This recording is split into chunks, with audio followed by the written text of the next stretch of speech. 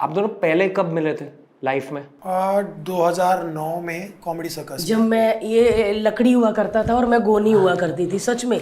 और इसने मतलब एक पंजाब से लड़की आई मोटी जिसको पता नहीं और कॉमेडी कर रही है, और इधर मैंने जब देखा कि हर लड़की को मॉडल बनना है, किसी को टेढ़े मेढ़े मुंह बना के हंसाना नहीं, और मैं कर रही हूँ लोग इतना कर रहे हैं। इसीलिए मोटी कहने से पहले मैंने अपने आप को, क्योंकि मैं मोटी हूँ तो ठीक है मैं मोटी हूँ, बट इसने जब मुझे प्यार का इजहार किया ना तो मेरे को लगा कि मैं वाकई यार लड़की हूँ। इसको भरोसा नहीं होता था, मैं इसको बोलता था ना कि भारती तेरी आंखें बड़ी सुंदर है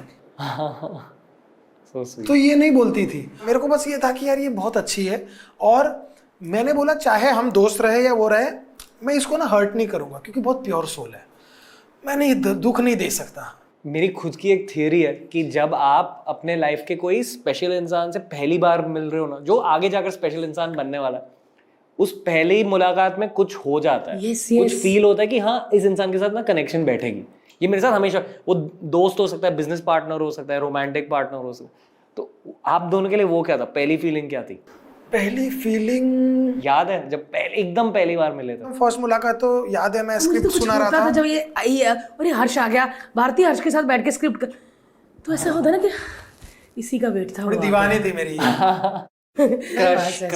क्रश था इसको मेरे पे। मेरे को मेरे बताता हूँ, मैं कृष्णा सुदेश को स्क्रिप्ट सुना रहा हूँ, ठीक है, वैसे ही नहीं हंस रहे और कोई हंसी नहीं आ रही, कुछ नहीं आ रही, और ये दरवाजा खोल के आई और इसने कुछ दो बात बोली और लोग हंस पड़े, ये वो और इसने पूरा माहौल जमा के निकल गई। मैं बोला यार मैं कैसे हंसाऊंगा स्क्रिप्ट पे, तो मेरे को बड़ा गुस्सा आया। फिर पता चला कि यार कृष्णा सुदेश ने मना कर दी स्क्रिप्ट। फिर किसी ने बोला यार ये स्क्रिप्ट ना भारती और परेश पे भी जा सकती है, तो परेश जी थे भारती के पार्टनर, तो मैंने बोला कि यार तो भारती को सुनाई। तो फर्स्ट टाइम मिले, देखा, मैं उसको टीवी पे देखता था लाफ्टर चैलेंज में, तो लाफ्टर चैलेंज में बहुत औरतें, इससे पहले भी कुछ औरतें आई थी, लेकिन मेरे को जब भी औरतें आती थी ना मैं ऐसा चैनल चेंज करता था, क्योंकि मेरे को ऐसा है, और पता नहीं क्यों तेरी औरतें ना मेरे को फनी कम लगती है कंपेयर टू मर्द ना। औरत कॉमेडी करती हुई ना बहुत कम अच्छी लगती है। मैं कॉमेडी लिखता हूँ, मैं जानता हूँ कि वो नहीं, क्योंकि 90% औरतों को ये चिंता होती है कि मैं मुंह तो खराब नहीं दिख रहा, मेरा मैं खराब तो नहीं दिख रही। एक लौती लड़की थी जो कैसा भी मुंह टेढ़ा कर लेती थी और हंसी आ जाती थी, तो मैंने बोला यार ये क्या लड़की है। फिर जब फर्स्ट टाइम मिला, बातचीत की, तो मेरे को ये बहुत अच्छी लगती थी। तब तो ऐसा नहीं था कि प्यार है, पर मेरे को अट्रैक्टिव लगती थी। फिर धीरे धीरे फिर हम दोस्त हुए, फिर मैं इसी के लिए लिखने लग गया। फिर मेरे जब स्क्रिप्टें अच्छी होने लग गई तो फिर बाकी कपिल भाई, कृष्णा सुदेश भी बोलते थे अरे हर्ष लिख लिया कर, तो मैं एक दो बार उनकी लिखता था, फिर भी मेरे को होता था, मैं कहा नहीं यार इस लड़की ने मेरे को तब सपोर्ट किया है जब कोई नहीं, जब एक दूसरे के साथ होते बड़ी वार्म सी, ऐसा होता कि दरवाजा ना कोई खोले, हम अपना स्क्रिप्ट कर रहे हैं, तुम लोगों को कहोगे, ऐसा होता था ना कि कोई डिस्टर्ब ना करे। ऐसा होता कितना टाइम बीत जाता है एक साथ कुछ बिना बोले स्क्रिप्ट पे ही। आपने प्यार किया ना, आप सच में ये समझ सकोगे है ना कि उसके साथ वक्त कैसे बीतता है पता ही नहीं चलता। नहीं, और बहुत डर था मुझे। ये डर था कि मैं इसको बोलूंगा, ये बोलेगी भाग इधर से। इसको डर था कि ये मुझे बोल दे तो मैं ना बोल दूं कि मोटी है ना। आप समझ रहे हो कितना डर दिमाग में, दिल में, दोनों साइड से। और हमने किसी को बताते भी नहीं थे रणवीर, हमको ऐसा लगता था क्योंकि जोड़ी खराब थी ना, एक पतला, ये तो अब तो मतलब काफी ज्यादा ठीक है। आप ये कैमरे का स्टैंड देख रहे हैं, हर्ष ये था इतना पतला, और मैं वो भाई साहब इनसे भी थोड़ी ज्यादा होंगी सच में, कि क्योंकि एक तो ऐसा था कि जोड़ी ना हैंडसम लड़का और थोड़ी हॉट लड़की वही अच्छे लगते हैं, जैसे ये है ना। तो अरे मुझे ऐसा लगता था कि लोग हंसे ना, चाहे इनका चल रहा है ठीक है भाई, इनका अंधा कौड़ी ठीक है, ऐसा होता था। बट मैंने हर्ष को, जब उसने मुझे कहा कि मेरी शादी करनी, मैं कहा हर्ष तुम लोग धोखा तो नहीं देते, मैं ना अमृतसर से आई हूँ, वैसे वाले तो नहीं हो, क्योंकि मैं वो नहीं हूँ कि आज तुम्हारे साथ घूमूँ ये वो। तो इसने बोला भारती मैं ऐसा कुछ नहीं करूँगा, मैं वो चीज़ करूँगा जो मैं तेरे को भी दूसरे के साथ करता देख सकूँगा। वो एक इसका वर्ड है कि मैं कभी कोई ऐसी चीज़ नहीं करूँगा, हमेशा ऐसी चीज़ करूँगा जो तू भी दूसरे के साथ कर सके। वो दिन और आज के दिन हमारे 14-15 साल हो गए, हमारा एक बेटा है।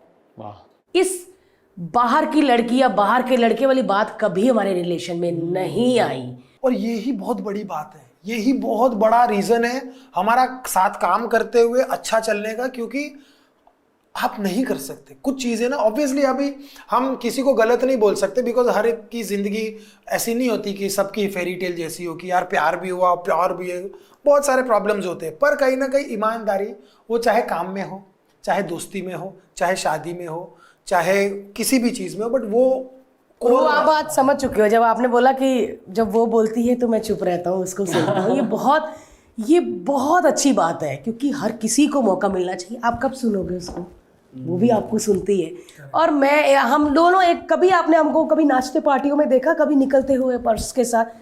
आप कभी भी कहोगे ना पार्टी करनी, मैं कहूँगी घर आओ, क्या खाना है, चिकन मटन राजमा चावल गोभी पराठा, मैं नीचे मस्त बैठेंगे बातें करेंगे, ऐसे वाले हैं हम लोग। मतलब मैं घरेलू हूँ। आप कभी अचानक घर आ जाओगे ना, आप पहचान ही नहीं पाओगे। आप मुझे कहोगे मैडम को बुला दो। ये हालात होते घर में, क्योंकि मैं बर्तन से लेके इसकी सब्जी तक मैं खुद बनाती हूँ। इसको ना एक रोग है, वो क्या बोलते हैं, वो सीडी। तो इसको ना मैं बहुत बार, और भारती वो कुछ ज्यादा ही है, वो लिटरली कैसा होता पता है, एक दिन सडनली सुबह उठेगी और पागल जैसे ना किचन पूरा निकाल के ऐसा साफ करेगी, पूरा किचन विचन ये वो। तो मैं देखता हूँ, मैं कहा यार ये अब भी उठी है, नाश्ता कर, चिल मार, तू कल शूटिंग से आई है, तू घर पे रहती भी कम है, तू टीवी देख, रिलैक्स कर, मसाज वाली बुला, कुछ कर ले, गर्म पानी से नहा ले, ये इसको साफ करती रहती है। ऐसा तगड़ा मैंने है। अपने घर में देखा साफ सफाई बहुत। और मैं इसका भी चाहे शूटिंग हो, जो मैं भी शूट पे, ये भी शूट पे, बेटा भैया का बन गया, हाँ क्या डाला, नहीं पहले जीरा डाल, हाँ उसको मसाला भून थोड़ा। मैं ये भी शूटिंग पे करती रहती हूँ। कंट्रोल रूम में बोलते तू क्या करती है, तेरे घर में काम वाली नहीं। मैं वो हाँ 2-2 3-3 है, पर तू क्यों समझाती है, उनको पता नहीं। मैं कह नहीं, क्योंकि मेरे पति का टेस्ट मुझे पता है, क्योंकि मैंने लाइफ टाइम उसका ठेका लिया, उसने मेरा ठेका लिया है, तो ये ठेका मुझे पूरा करना है। अच्छा भैया कितने पराठे, नहीं बेटा उसमें मत लपेट। मैं ये करती रहती हूँ रणवीर, और मुझे बहुत अच्छा लगता है हर्ष के लिए करना, और मैं लाइफ टाइम करती रहूँगी सच में, क्योंकि मैंने लाइफ में कभी किसी से प्यार नहीं किया।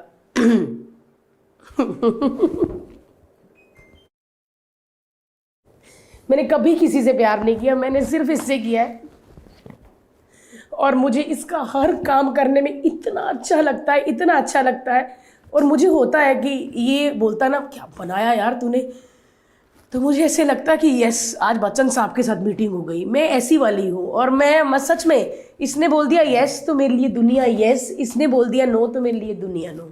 आज पॉडकास्ट कर रही हूँ, मैं टीवी बहुत अच्छा करती हूँ, मेरे पास बहुत अच्छा काम है टीवी का।